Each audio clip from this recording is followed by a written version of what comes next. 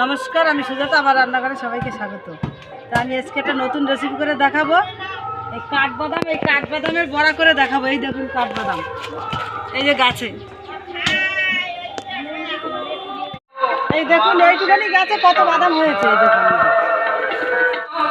এই দেখুন পেরে নিচ্ছি। আর এই যে দেখুন এখানে সব বাদাম হয়েছে।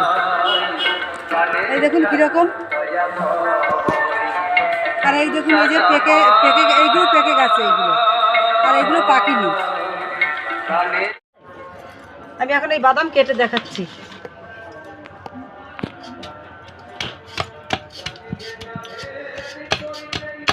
দেখেছেন কালারটা কি সুন্দর।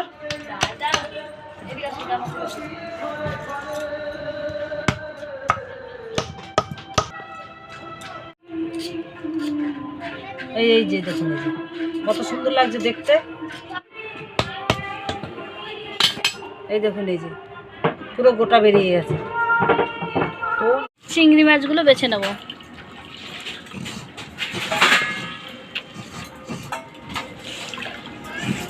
এইভাবে এই দেখুন বাদাম সব এইগুলো এরকম করে বের করে নিয়েছি। এখন আমি একটু ধুয়ে নেব। এই দেখুন এখানে 500 চিংড়ি মাছ, তা পুরোটা আমি বেছে নিয়েছি। আর বাদামও ধুয়ে নিয়েছি। তা বাদামটা এখন একটু আমি তেলে না এমনি কড়াইয়ে ভেজে নেব। এই দেখুন কড়াই গরম হয়ে গেছে। এখন আমি বাদামটা একটু ভেজে নেব। বেশি ভাজবো না, হালকা করে ভাজবো। এই দেখুন ভাজা হয়ে গেছে। এখন আমি তুলে নিচ্ছি, হালকা করে ভেজেছি। এই দেখুন কি সুন্দর হয়েছে ভাজা।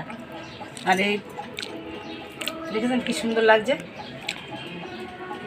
খেতে খুব ভালো লাগে।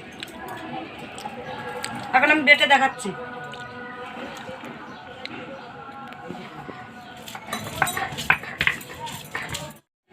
বাদাম বেটে নেব। আর এটা পাকা লঙ্কা আছে, এটা বাটবো।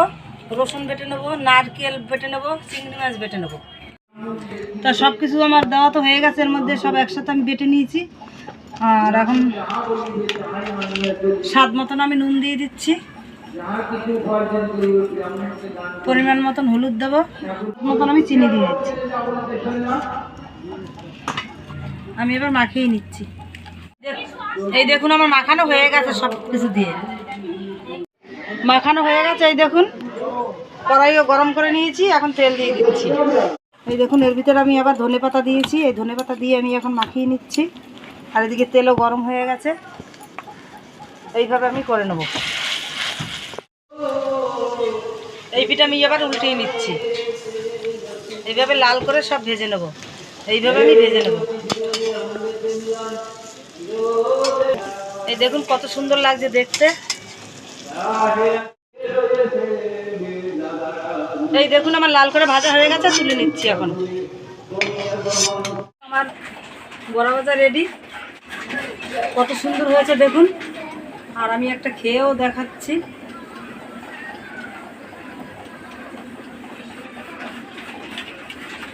এই দেখুন কত সুন্দর দেখাচ্ছে, খেতে খুব ভালো লাগছে।